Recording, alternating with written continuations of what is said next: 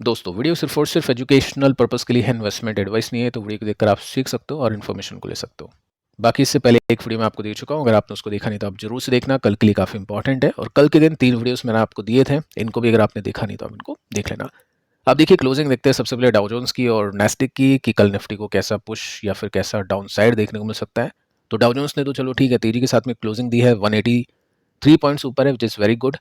Nasdaq को भी देख लेते हैं तो इसके अंदर 1.31% की तेजी है, यानी 301 पॉइंट ऊपर जाके बंद हो चुका है, तो ये भी काफ़ी अच्छी बात है।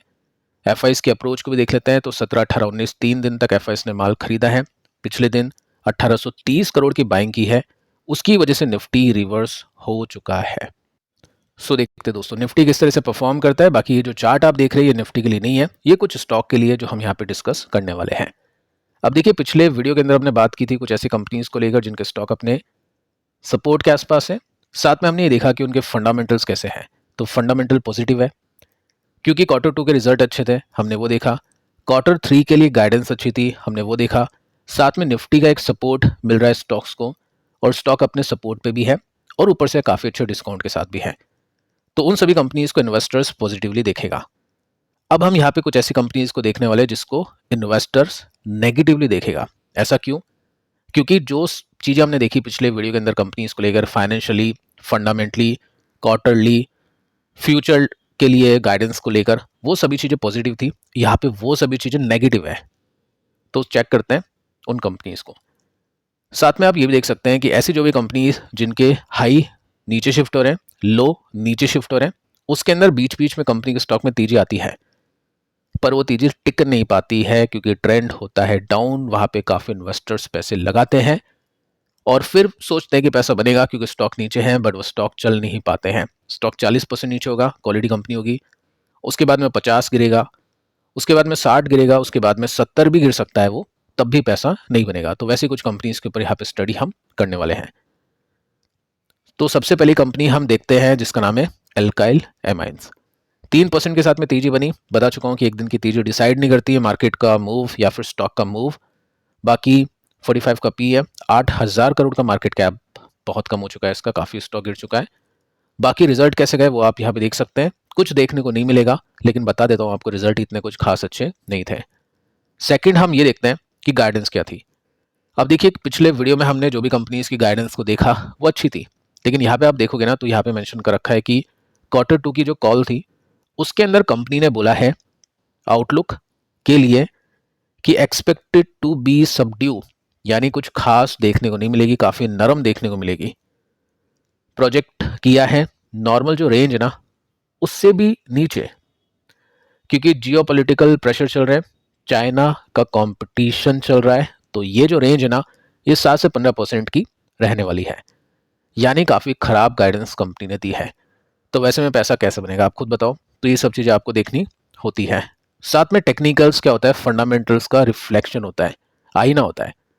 और टेक्निकल्स आपको बताते हैं कि क्या सिचुएशन है कंपनी के फंडामेंटल्स में। देखो यहाँ पे फंडामेंटल्स इसके बहुत कमाल के थे, उसके बाद में चीज़ें खराब होने लग गई, सपोर्ट टूटने लग गए, पैसे डूबने लग गए। काफ़ी इन्वेस्टर्स ने समझ लिया कि यहाँ पे पैसे नहीं बनेंगे कुछ टाइम तक के लिए, कुछ साल तक के लिए। तो इन्वेस्टर ने स्विच किया, कई इन्वेस्टर्स होल्ड कर रहे हैं, कई इन्वेस्टर्स एग्जिट कर चुके हैं। ठीक है, तो ये सब चीज़ें इन्वेस्टर्स का काम होता है। एक्चुअली इन्वेस्टर ये देखेगा कि जब तक टेक्निकल्स में रिवर्सल नहीं आता, जब तक फाइनेंशियल्स में, फंडामेंटल में रिवर्सल नहीं आता, जब तक मैं उसको नहीं खरीदूंगा। ठीक है, सो यहाँ पे आपने देखा कि स्टॉक का रेसिस्टेंस ये था, तो जब तक रेसिस्टेंस टूटेगा नहीं तब तक रिवर्सल कैसा, ऐसा हुआ नहीं हुआ। उसके बाद में ये लाइन आप देख सकते हैं, यहाँ से ब्रेकआउट नहीं हुआ, इस रेसिस्टेंस में ब्रेकआउट नहीं हुआ, इस रेसिस्टेंस तक पहुंचा बट उसको तोड़ नहीं पाया, तो स्टॉक ने वापस से एक ब्रेकडाउन कर दिया। स्टॉक काफ़ी नीचे, आई थिंक ये 50, 60, 70% नीचे है। स्टिल स्टॉक नहीं चलने के मूड में है क्योंकि कंपनी रिकवर नहीं कर पा रही है। ठीक है, तो ये सब चीज़ें आपको सीखनी पड़ेगी, या ये सब चीज़ें आपको आनी चाहिए। बाकी स्टॉक्स में आपको एग्जाम्पल के लिए बता रहा हूँ। कंपनी का सेकंड कंपनी का नेम है हैप्पीएस्ट माइंड। 2% की तेजी बनी, 37 का पी अब इसमें हो चुका है, यानी बाकी कंपनी के कंपैरिजन में स्टिल थोड़ा सा ज़्यादा ही है। टीसीएस आपको 22-25 पे मिलेगा, LTI हो सकता है थोड़ा सा महंगा मिले, बट 40 के आसपास नहीं मिलेगा आपको। तो नंबर्स अगर ये TCS जितने देगा तो स्टॉक कैसे चलेगा, क्योंकि फिर लोग TCS को खरीदेंगे, वो चलेगा। तो EPS ठीक था, बीटन है, ये नंबर्स ठीक थे। गाइडेंस को देख लेते हैं, तो गाइडेंस के अंदर थोड़ा सा कॉन्फिडेंस देखने को मिल रहा है। Q3 को लेकर स्ट्रॉन्ग डील है पाइपलाइन के अंदर 20 to 25%। EI को लेकर अच्छा बिजनेस आ रहा है। पॉइंट ये बनता है कि इन्वेस्टर को क्या लग रहा है, इन्वेस्टर को ऐसा लग रहा है कि 40 की पी इसके लिए रीजनेबल है, सही है क्या? वो सही नहीं है। बजाज हाउसिंग फाइनेंस के लिए भी इतना जो पी मिला था 50-60 का, वो रीजनेबल नहीं था। तो हालत आप उसकी देख सकते हैं। तो यहीं पे भी वही सिचुएशन है। स्टॉक अभी के समय 69% नीचे आ चुका है ऑल टाइम हाई से। कोई ब्रेकआउट, कोई रिवर्सल देखने को नहीं मिल रहा है। अब तो स्टॉक अपने रेसिस्टेंस को भी नहीं छू रहा है। तो बहुत ही ज़्यादा वीकनेस है, और ऐसे में इन्वेस्टर्स के पैसे नीचे ही जाते हैं। जो भी इन्वेस्टर ऐसे में एंट्री करेगा उसके पैसे नहीं बनेंगे, क्योंकि कंपनी खुद ग्रो नहीं कर पा रही, तो इन्वेस्टर का पैसा कैसे ग्रो करेगा? तो देखना पड़ता है कि कंपनी कब ग्रो कर रही है, कंपनी का स्टॉक कैसे रिवर्स कर रहा है। सो वो सब चीज़ें अभी इसमें नहीं है।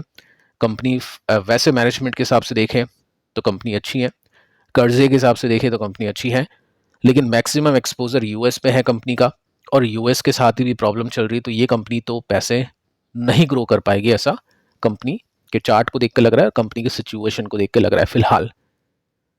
बाकी आगे क्या होता है वो आपको चार्ट और टेक्निकल फंडामेंटल्स बताएंगे। नेक्स्ट जो कंपनी है इसका नाम रिलैक्सो फुटवेयर, 402 रुपीज़ पर आ चुका है, 57 का पी है। अभी भी इतना महंगा है स्टॉक गिरने के बाद भी, यानी नंबर्स के अंदर कोई सुधार नहीं है। आगे चलते हैं, देखते हैं। नंबर्स अच्छे नहीं थे, 20% के साथ में EPS हो चुका है मिस, यानी नंबर्स काफ़ी पुअर थे।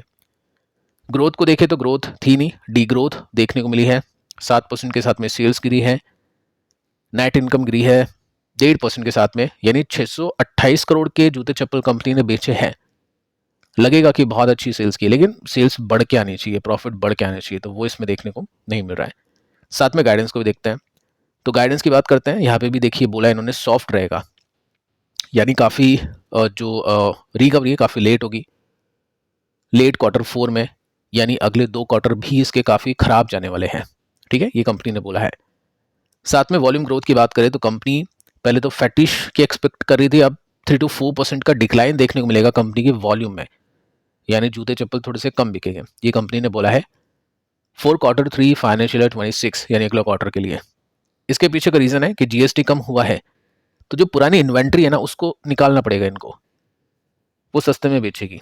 ठीक है, साथ में इसके साथ में आप ये देख सकते हैं कि 250 रुपीज़ के नीचे वाले जूते चप्पल के लिए जो GST का फ़ायदा मिलेगा वो मिलना शुरू होगा जनवरी 2026 के बाद में, यानी ये जो क्वार्टर ये तो खराब जाएगा, ये Q3 के रिजल्ट आप जो देखोगे वो तो अच्छा नहीं जाने वाला है, उसके बाद में ठीक आ गया तो आ गया, बाकी ये तो खराब जाने वाला है।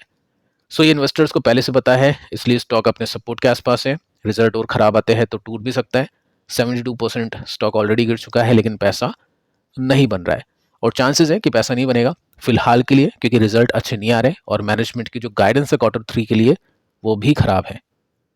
अगली जो कंपनी है टाटा टेक, ये देखिए जो भी कंपनीज हम देख रहे हैं ना, ये कोई टेरी गेरी कंपनी नहीं है, छोटी मोटी कंपनीज नहीं है, क्रेडिबल कंपनीज है। मैनेजमेंट प्रमोटर ये कभी धोखेबाजी के अंदर नाम नहीं आया, मतलब कंपनीज अच्छी है बस सिचुएशन खराब है। वो कितनी खराब रहेगी वो कोई नहीं बता सकता है, वो मैनेजमेंट खुद बताने की कोशिश करेगा जो आपके सामने है।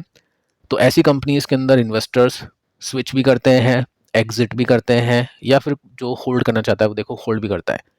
तो टाटा टेक को देख लेते हैं। 1.85% की तेजी के साथ में स्टॉक ने क्लोजिंग दी है। 26,000 करोड़ का मार्केट कैप, 38 का पी रेशियो है। इस क्वार्टर में रिजल्ट अच्छे नहीं थे, और इसके बाद में हम गाइडेंस को भी देखते हैं। तो कंपनी ने तो सीधी चेतावनी दे दी, वार्निंग दे दी कि Q3 में हम सॉफ्ट परफॉर्म करने वाले हैं, कुछ अच्छी तेजी नहीं मिलेगी। हेडविंड से प्रॉब्लम से पहली हेडविंड ये है, फेस्टिवल सीजन है, क्रिसमस सीजन है, तो एम्प्लॉयज़ की सैलरी बढ़ा के देंगे हम। 88% जो एम्प्लॉयज़ उनकी सैलरी को बढ़ा के देंगे, तो हमारे पैसे उसमें लगेंगे। साथ में JLR अच्छा नहीं कर रहा है, साइबर सिक्योरिटी का इंसिडेंट जो हुआ है उसकी वजह से हमको जो नुकसान हुआ है वो हमको Q3 में दिखाना पड़ेगा। तो कैसे हम रिजल्ट अच्छे देंगे, दे ही नहीं सकते। तो कैसे स्टॉक ऊपर जाएगा, जा ही नहीं सकता है। स्टॉक अपने सपोर्ट पे होते हुए भी पैसे डुबाएगा इन्वेस्टर्स के, जैसे यहाँ पे इन्वेस्टर्स के पैसे डूबे थे। ठीक है, क्योंकि चीज़ें सही नहीं है। अब पिछले वीडियो में हमने कुछ ऐसी कंपनीज को देखा जिनके स्टॉक अपने सपोर्ट पे हैं, लेकिन वो मूव कर रहे हैं। क्यों? क्योंकि उसमें चीज़ें अच्छी थी, रिजल्ट अच्छे थे, अगले रिजल्ट अच्छे आने की उम्मीदें थी, तो पैसे वहाँ बन रहे इन्वेस्टर्स के और यहाँ पे पैसे डूब रहे हैं। 53% पैसे यहाँ पे डूब चुका है। अब देखते हैं चीज़ें कब चेंज होगी इन कंपनीज़ में, क्योंकि कंपनीज़ तो अच्छी हैं बट सिचुएशन ख़राब है, कुछ कंपनी की तरफ से प्रॉब्लम है, कंपनी की कुछ कमियां हैं, कुछ एक्सटर्नल प्रॉब्लम्स है, तो उसकी वजह से स्टॉक अभी अच्छा नहीं कर पा रहे हैं।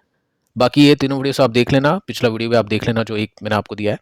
बाकी मिलते हैं कल, तब तक के लिए शुभ रात्रि।